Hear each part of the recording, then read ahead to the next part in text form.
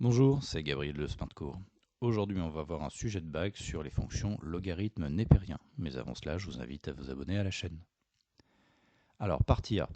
Soit U, la fonction définie sur 0 plus l'infini par u de x égale ln de x plus x moins 3.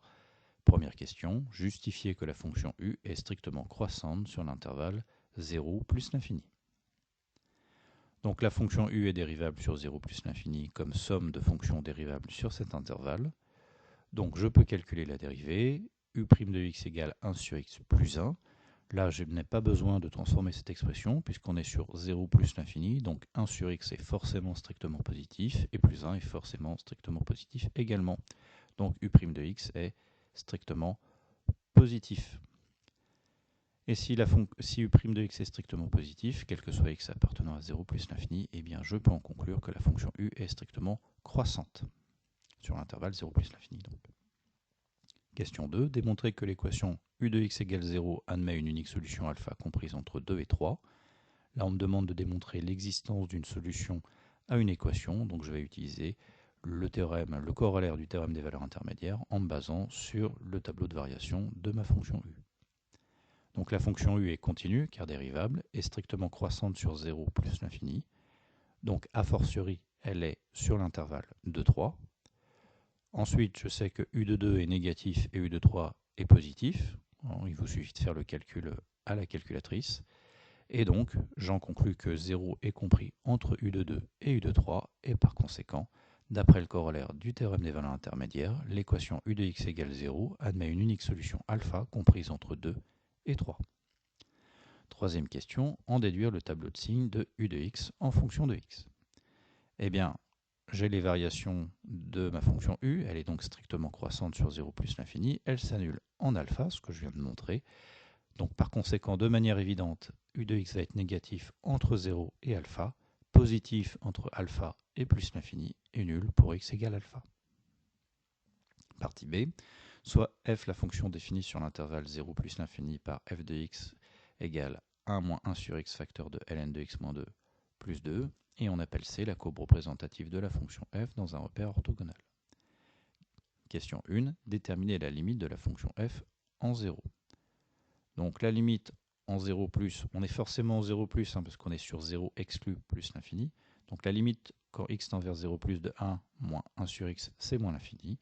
La limite quand x tend vers 0 plus de ln de x moins 2, c'est également moins l'infini. Donc par produit et par somme, on a la limite de f de x quand x tend vers 0 plus, qui est égal à plus l'infini. Question 2.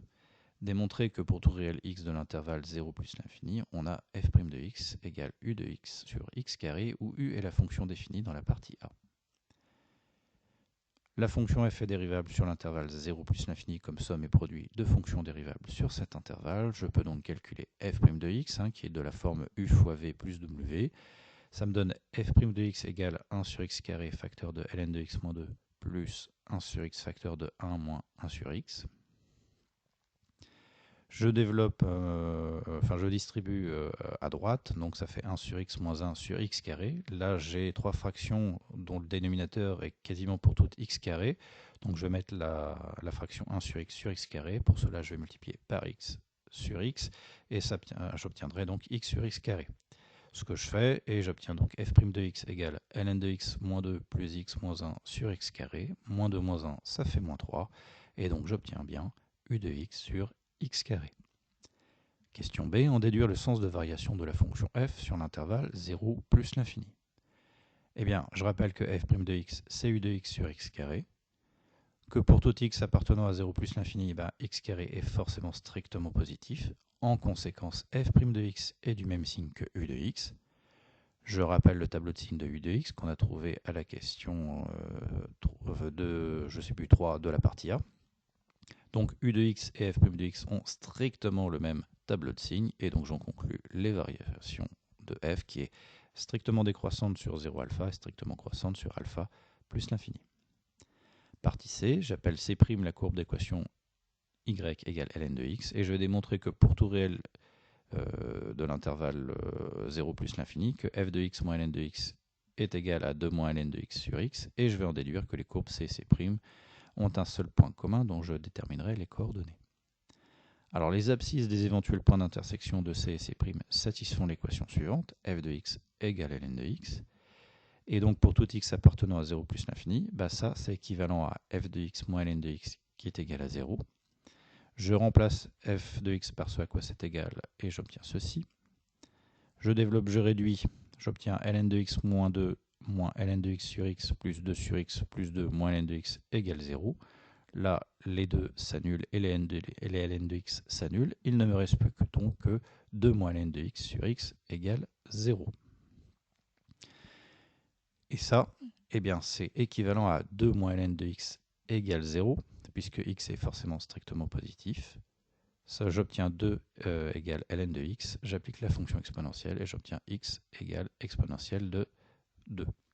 Donc le fait d'avoir démontré qu'il n'y avait qu'une seule solution à cette équation, eh bien ça prouve qu'il y a un unique point d'intersection à C et à C'. Il ne me reste plus qu'à trouver l'ordonnée du point d'intersection. Pour ce faire, soit je calcule f de exponentielle de 2, mais vu l'expression de f de x, ça va être un petit peu plus long et un petit peu plus compliqué, ou plus simple, je fais tout simplement, je remplace x par exponentielle de 2 dans ln de x, et j'obtiens donc ln d'exponentielle de 2 qui me fait 2. C et C' ont donc un unique point commun de coordonnées exponentielles de 2, 2. Deuxième question, on admet que la fonction grand H définie sur l'intervalle 0 plus l'infini par grand H de x égale 1 demi de ln de x au carré est une primitive de la fonction petit h définie sur ce même intervalle par h de x égale ln de x. On nous donne grand I est égal à l'intégrale de 1 exponentielle de 2 moins ln de x sur x dx, et on va calculer I et interpréter graphiquement ce résultat. Donc je réécris ce que c'est I. Là, je coupe en deux ma fraction, ça me donne 2 sur x moins ln de x sur x. Alors pourquoi je fais ça? Tout simplement de manière à faire apparaître de manière claire ln de x sur x, c'est-à-dire petit h de x, dont je connais une primitive. Une primitive de tout ça, 2 sur x, c'est 2 ln de x. Une primitive de ln de x sur x, c'est 1 demi de ln de x au carré, comme il m'est indiqué dans l'énoncé. Ensuite, c'est un simple calcul. Les ln de 1 font 0, ln d'exponentielle de 2, ça fait 2. J'obtiens donc I qui est égal à 2 fois 2 moins 1 demi fois 2 au carré, et ça me fait 2. Je rappelle que 2 moins ln de x sur x, c'est bien f de x moins ln de x, ce qui est inscrit en bleu. Donc en fait, mon intégrale, ça va être l'aire comprise entre deux courbes.